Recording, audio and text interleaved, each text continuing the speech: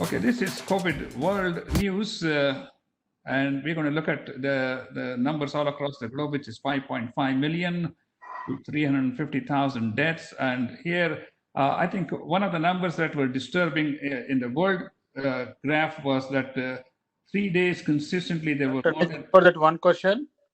What I would like to do is I would like to move through this quickly. Just okay, this is the world which I'm going over the highlight points. So for the discussion. They had like over 100,000 cases for 3 days in a row, and in the last 2 days, it has come down in the number of new cases across the globe.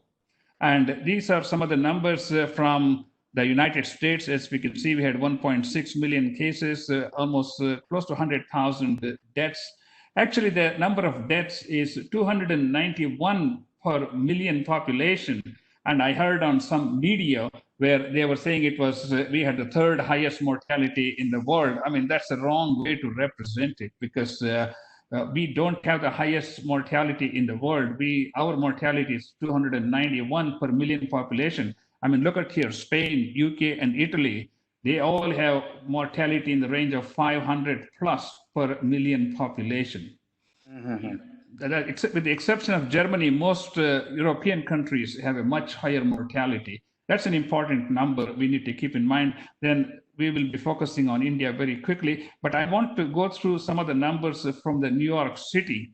As we can see, New York City had 366,000 cases, almost 29,000 now, which is 1/3 of the deaths in the United States has happened in the state of New York, which is an important point to keep in mind, because that's where all the influx came from all over the world and gave that virus to the population, which is a city which is densely populated.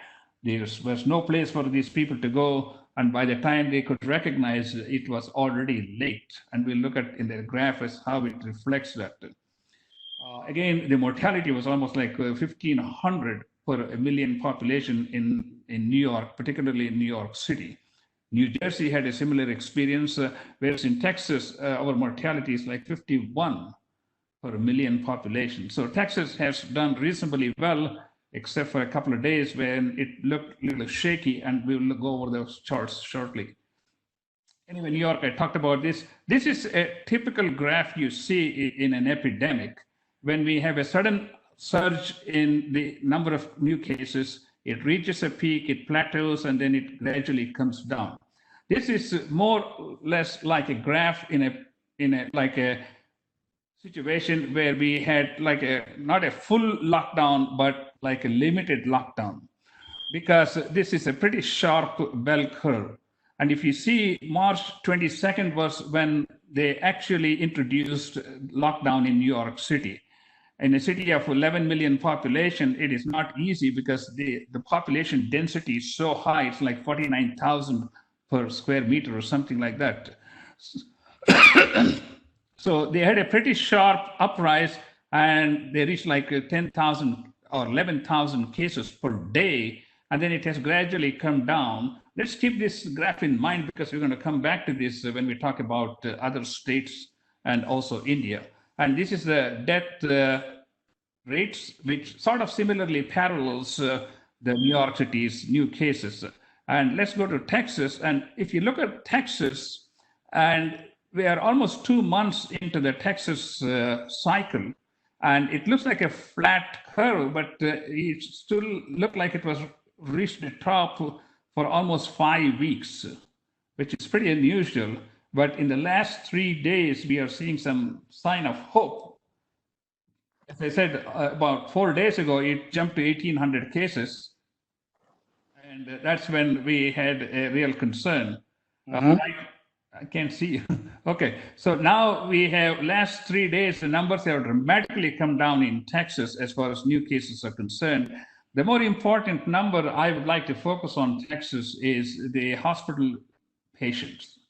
As I said, they have 1,500 patients in the hospital, and this was the same number they had somewhere on April 22nd. So the number of patients in the hospital has kind of pretty much stayed steady for almost 5 to 6 weeks.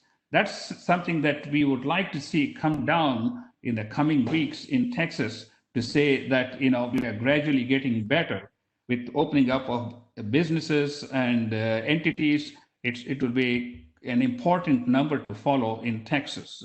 Okay, let's go to India. And what is happening in India is anybody's guess.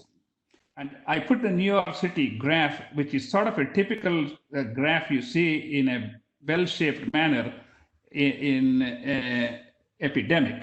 And when you look at the New York graph and you look at India's graph, India has had this for almost 2 months. They were in lockdown for almost 2 months, and look what's happening to the number of cases.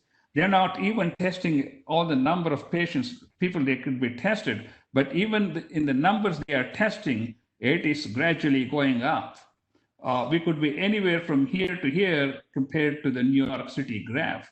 So we have not sure we have even reached a peak after 2 months in India. If it takes like 1 month to reach a peak, it takes at least 2 to 3 months for it to come down. The downslope is slower than the upslope. And that is typical in Europe. It's been seen in Wuhan. Every place where you have an epidemic curve like this, that's what's happening. And if you use the same principle, it has taken 2 months to climb and it's still climbing. We don't know how much it's going to climb.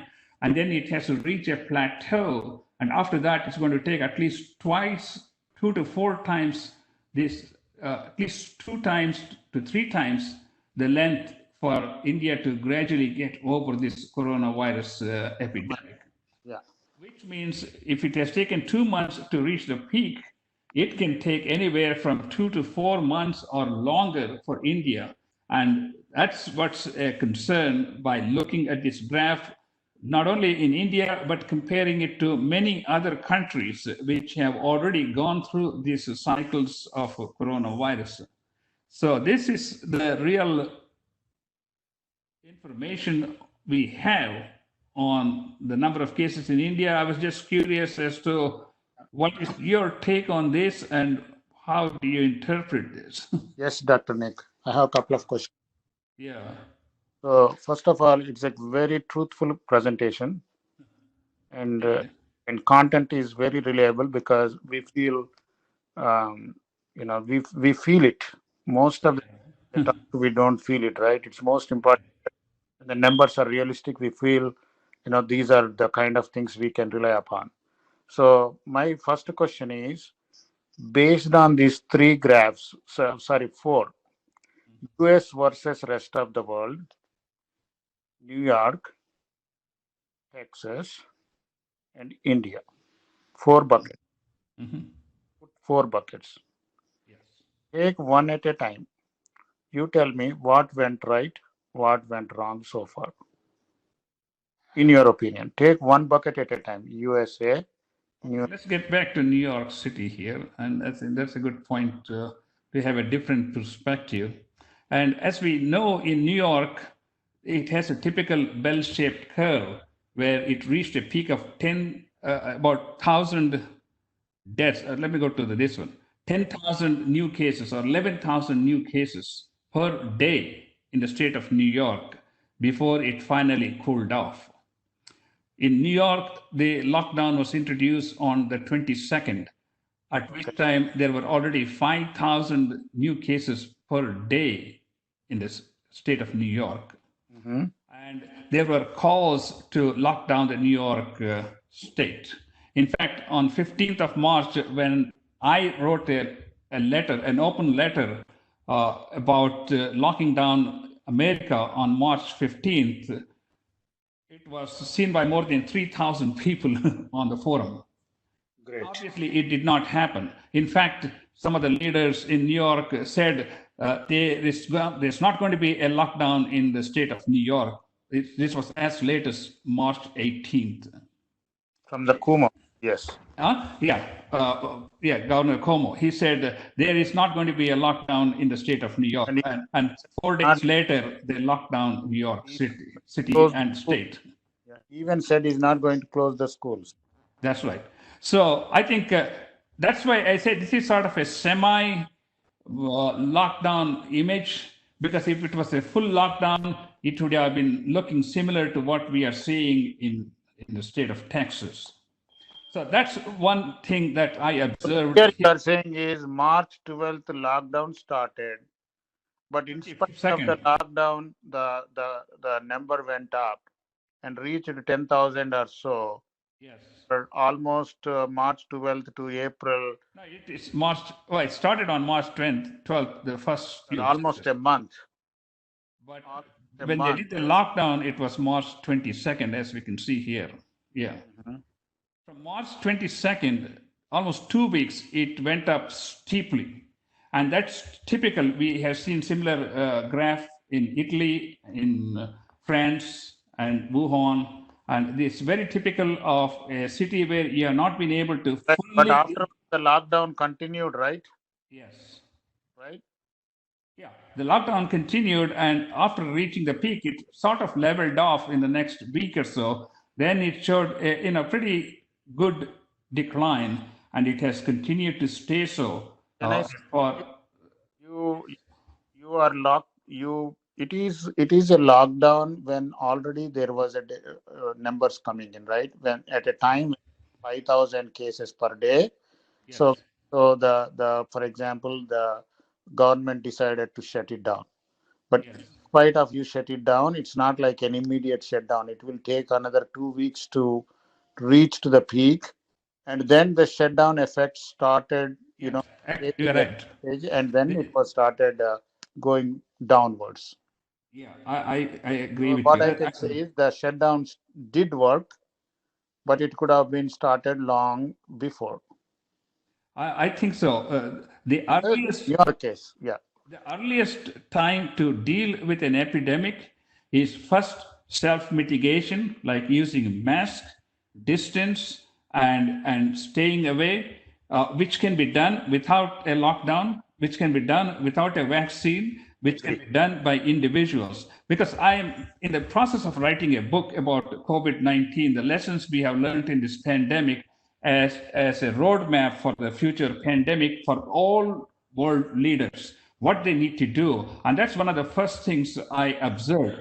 What individuals can do to contain this virus, because you don't want to get sick. So if you don't want to get sick, what is the most important thing you and I can do? And that is wearing a mask, maintaining the distance, washing hands, and try staying away from people who have coronavirus active infection.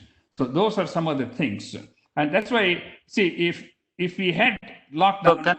answers for that? Can I give a small rebuttal for that? Yes. Okay. So you said is correct partially, but I'll tell you what. Yes. This pandemic situation, I agree that it is very difficult to know when the starting point is.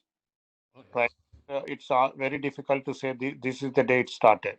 Oh, yes. But things can happen. Whenever a person is infected, you must have to contain that person. Identify and contain the person who has the virus is the first and foremost thing.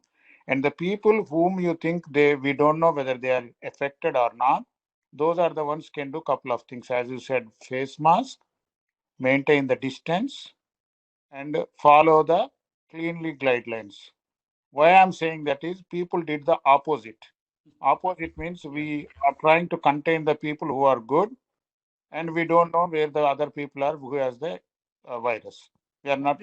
This is a learning process. You're absolutely right. You're hitting on the right cylinder. In fact, one of the conclusions I'm going to be writing is the first thing any major developed country needs to do when an epidemic appears in China or in Singapore or in one of the African countries is to send their scientists and find out what is this virus and how do you identify this virus. And within 30 days, they should be able to produce machines that can test these people and see if they have an active virus. By doing this, America can do a great service to the entire world by producing and deploying thousands of these machines wherever they are needed. So you, as you said, you first identify the cases, you separate them, and quarantine them. And then I think the rest of the things will come in a much, much easier fashion. We Easier could be fashion, saving, not the other way around. you're right, we could be saving hundreds of thousands of lives if we just had the test. That's why Germany has been very successful in keeping their death counts down, because that's what they did. But that's the same thing which needs to be replicated all across the globe. And America, being a leader, should be in a position to produce these machines that can test and identify any type of virus infection. Yeah. That's an important lesson we have learned. Yes. One thing we definitely can do is, no matter I can see what your type of face, the so virus, maybe turn the whole. once we know that the impact of it, isolate the person wherever they are. And we spent more time on isolating the good people than finding a way to isolate the people who needs to be contained. We spent a lot of time on how to isolate good people, right? I can't see your face. Can you maybe tilt your phone or something? Yeah, so you can see the full face. Can you see now? Yeah, tilt it. Okay, that's better. Okay, good. Yeah, keep it up. Okay. Yeah, I think you make absolute sense, and I think you really hit on the right cylinder, and that is we need to be identifying the people with infection and isolating them. And when we do that, we prevent another 500 infections happening downstream, like a mushroom or like a pyramidal reaction. So that's. I mean, you make some excellent points. Let's move on to You wanted to see Texas. Texas. Okay. If you look at the Texas curve, there are several things that play into what we are seeing as far as the Texas curve is concerned.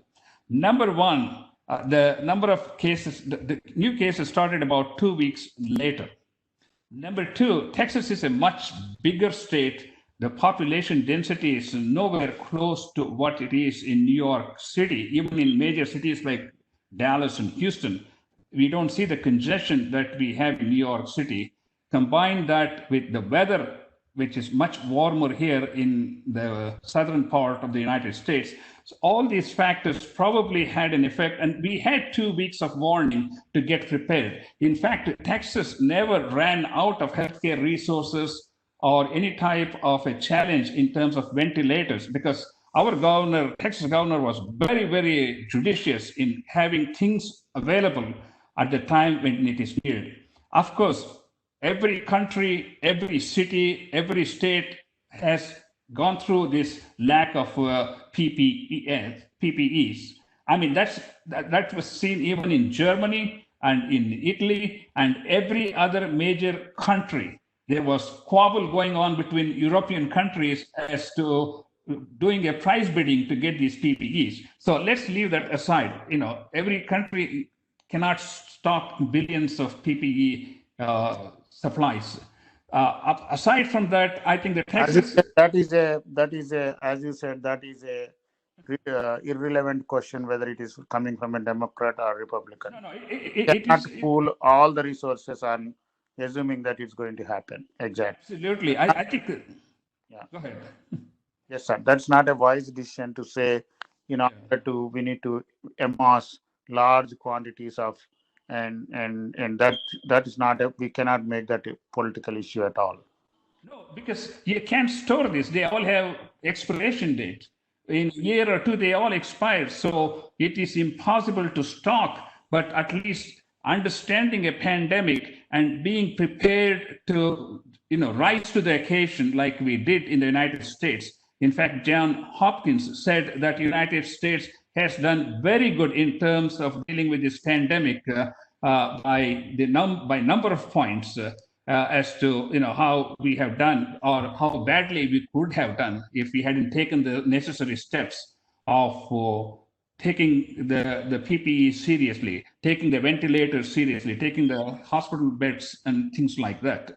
Yes. Coming back to Texas, we see a sort of a flat curve. Can you show me the Texas and then immediately New York next state? I have a question for that. Yeah, I just had to flip because I didn't put it like I did for India. So let me go back here.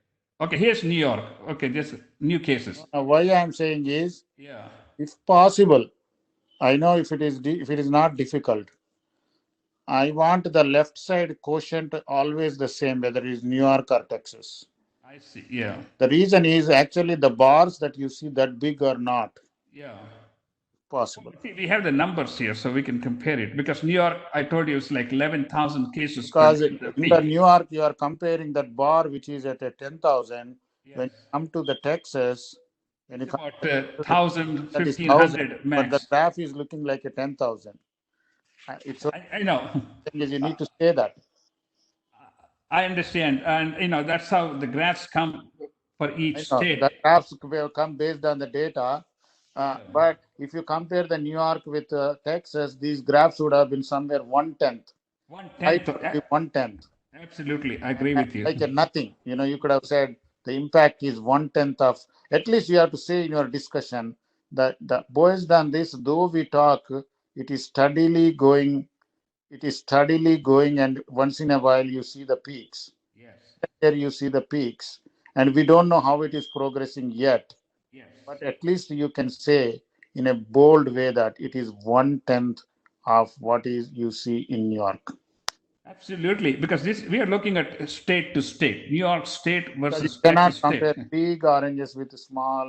Yeah, and that's the good news for Texas because all the mitigation steps that were taken because we had 2 weeks of learning while New York was going through this havoc with this 10,000 cases a day. And so Texas has successfully have been able to flatten the curve, and now we are beginning to see some dramatic decline in the last 3 days, despite the fact, let's not forget, Texas opened up for business on April 29th, some of the businesses. And again, this week, they opened up restaurants where you can go and sit and have a dinner. And they're opening up some of the other businesses. So I think you are right because Texas has done very well compared to New York State. We are not saying anything bad about New York State. It's just the circumstances in New York State is a perfect recipe for any epidemic, whether this is coronavirus or if anything else coming from elsewhere by air travel or something like that, New York City will be hit again, no matter what. Agree. Okay, And let's go to India. And this is the number I think I am a little bit concerned about, which I'm going to be focusing more because this is a number we really want to see going down. Number of patients in the hospital. It has sort of stayed steady. It hasn't gone up with the peaks that we saw with the new cases, but we would like to see it come down in the next week or two. okay. And here's the Indian story, and I put the New York map here. I think you make a good point. So I will use New York as a comparison in every graph that we have, so that we can look at what's happening. It's small, let it be small. Yeah, that's fine. You're right. I think you Say made a this is good point. small, that means nothing. You maintain one standard. Let the New York graph be top. It's fine. Yeah. I know it's difficult, but if possible. I'm not saying. You see the New York graph? I can move your this Yes. one here. Yes, I can. I'm Okay. seeing. Okay, so we can see, and as I said, this looks steeper. It's almost 6,000 new cases, and of course, the population of India is 1.38 billion compared to New York State, which is like So, 29, 28 million is the people. percentage by million mortality? I think I have that one. Let me go back here. That's a good point. Yes. Like, yeah. Okay, let me go For to the India. word. Okay, for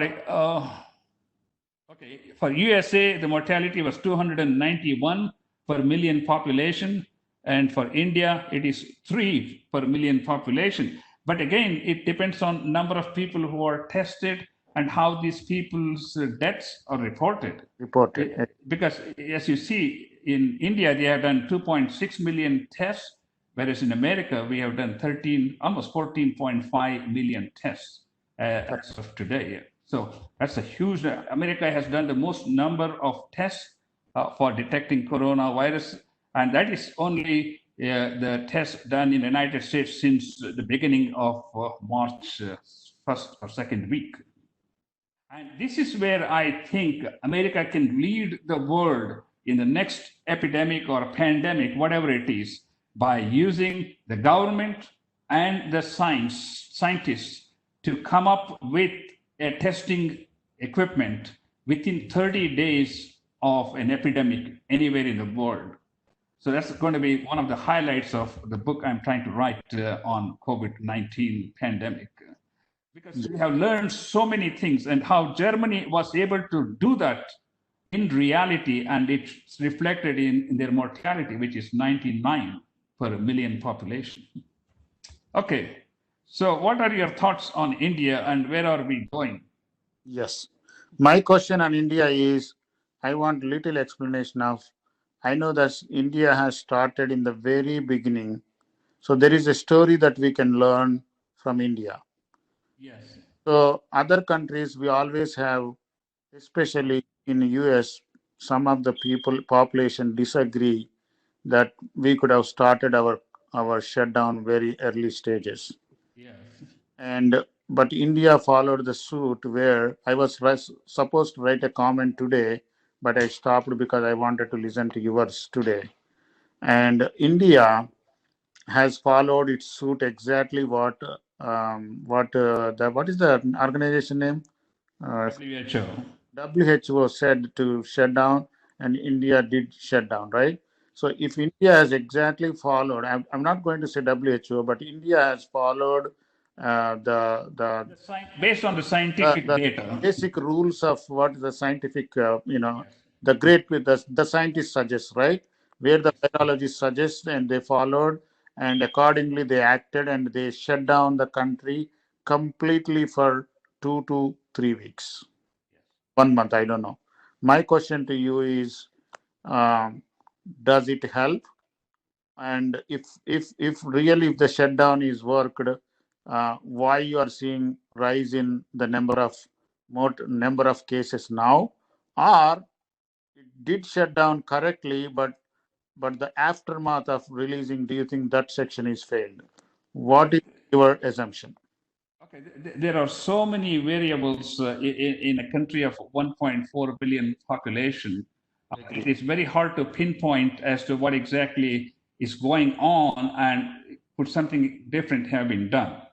Starting off, the shutdown really works because it stops the spread of infection.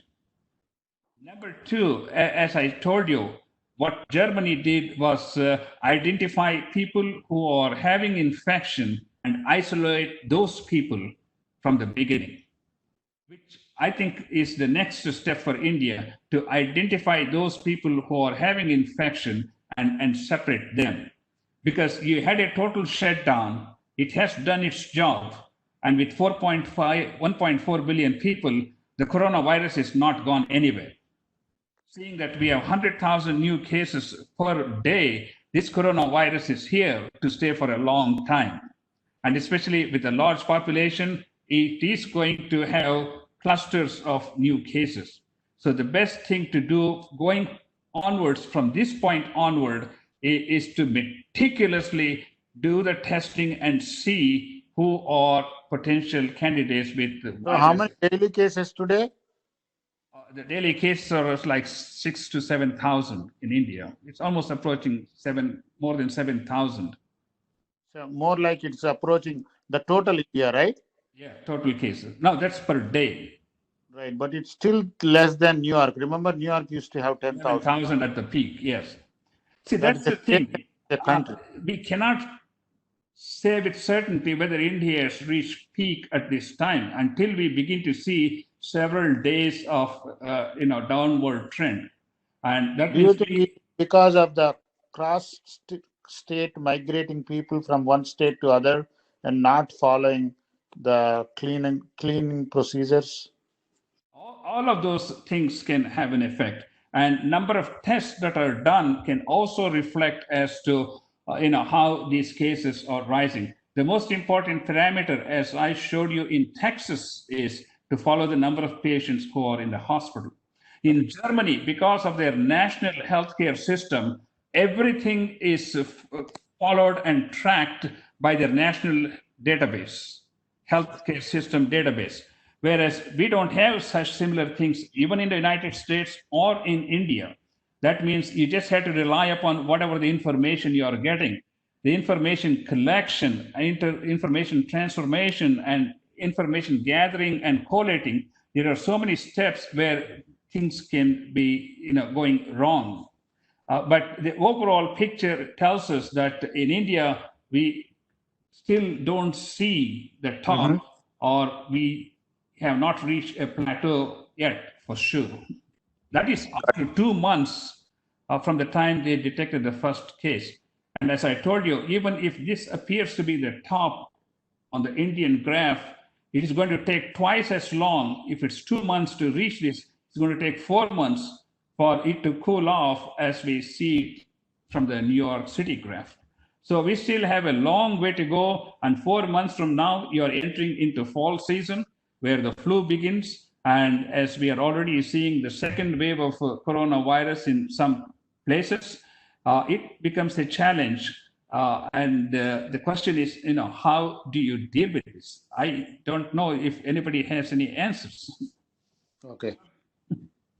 Yes. So you told me India is more complex to analyze at this point. Yes.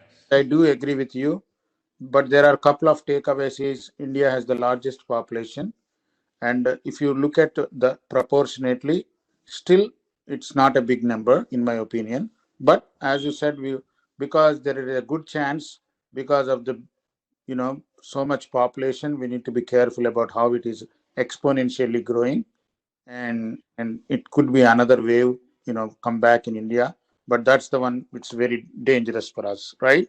That's one we need to watch for. We are still Right. we are still in the middle of the first wave. I think So we also need to say one word is another thing I noticed is one of the greatest thing that you need to say in your sentence is I am surprised myself that Indians really obeyed and they stayed locked for 1 month. it is absolutely That and mind-boggling as to credit to the how people more than the government. I like Narendra Modi ji a lot. Is my favorite, but all I'm saying is the people really listen to more than the government. I think leaders play a major role in the course of a pandemic, and they play as much a role as the virus itself in terms of containing the virus, mitigating the virus epidemic. And there's no question leaders have made an impact. In fact, there are so many leaders all across the globe, like Germany, New Zealand, and same thing with even United States and India. Some of the leaders have done exceptional job in communicating to their citizens and containing this virus as much as possible. We can, as much as humanly possible. But sometimes, things are beyond your control. With such a large population, we are not a communistic country to lock everybody up, because that's not what India stands for.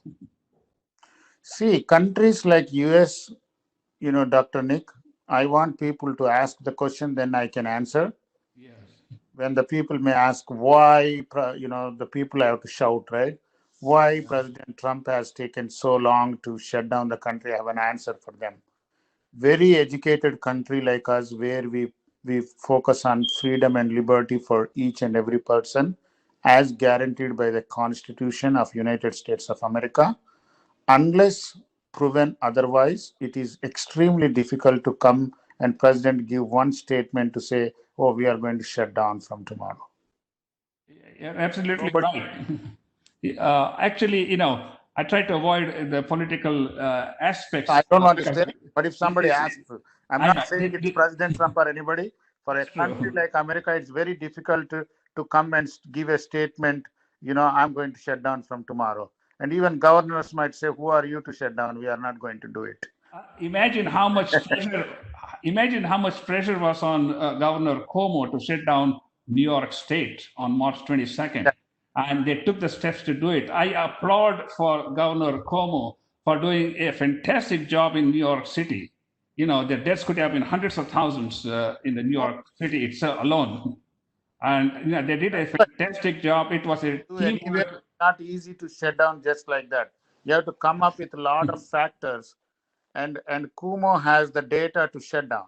See, when the deaths reaches 100, a governor can come to the front and say, "I'm shutting down."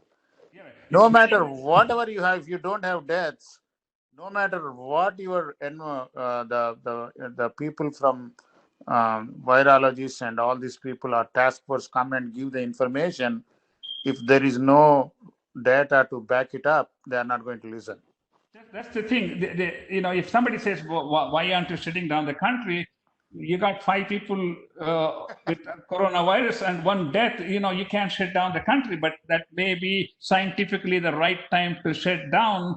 Looking Exactly. hindsight 2020, but in reality, you are dealing with 300 million people. They're not going to be the same, all of them. So Exactly. we have to walk a very fine line. Like I somebody think is saying, "Oh my God, that why did you wait so long? You could have sold your stock that day." I mean, you have to go back to that point. You made a very good point, Dr. Nick. That day, the psychology of the people is they are not ready for the shutdown, even if the president says it. And no matter what, for certain decisions, they need to have the data, and we don't have enough data to make a decision on that particular day. We got to wait, but you made a very golden point. You look back, actually, that was the day, was the real day we could have asked for a shutdown. But there is no way anybody can implement on that day. absolutely, you can't. I think Germany took a better step. They did it one patient at a time by identifying the person with the infection and totally isolating them. So we have learned a great deal of lessons from various countries, including UK, New Zealand, Italy, Spain, Sweden, which had no lockdown whatsoever.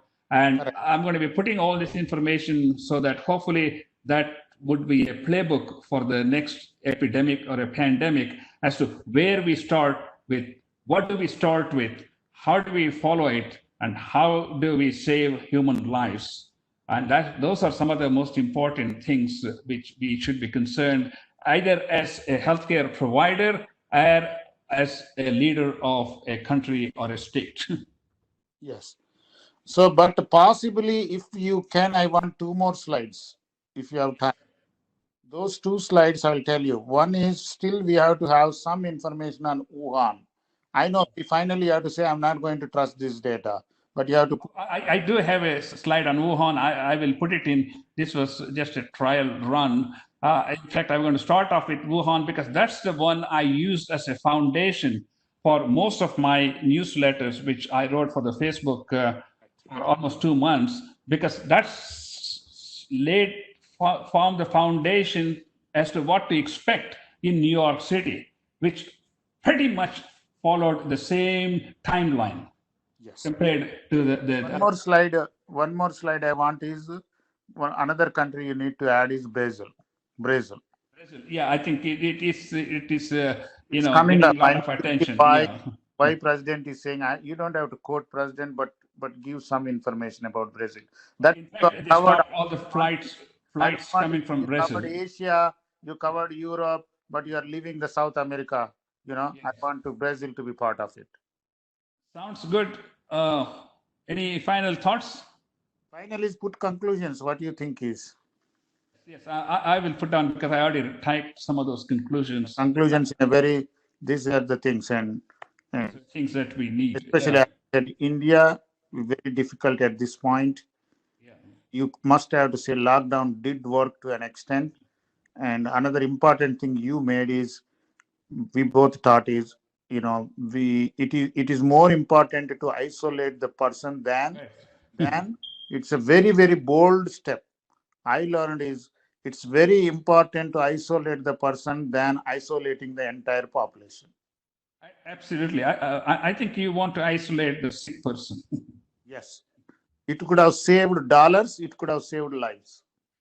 We learn as we go along, and that's why we are putting all this thing in a video format, and I'm going to be putting this in the form of a a textbook, so that hopefully it will be a playbook for the next pandemic or epidemic. Because after all, I'm going we to love to live and we want other people to be able to live. and I'm going to say final words. What it is this is the picture you get. These great words. If doctor becomes a journalist, and if, So much. Well, you see, you have one life to live, if and the journalist best becomes thing a is doctor, to you get the share. CNN data. CNN data is journalist becomes a doctor. The other important thing is you not only have to be a journalist, a doctor, but you have to be an independent journalist. Because if you work for a national television or you work for the federal government, then you are bound by their guidelines. But as an independent journalist, you see what is best for humanity and then just share your thoughts openly with no strings attached. Thank you, Dr. Nick. Thank you so much, and we'll talk to you on Wednesday. Sure. Take care and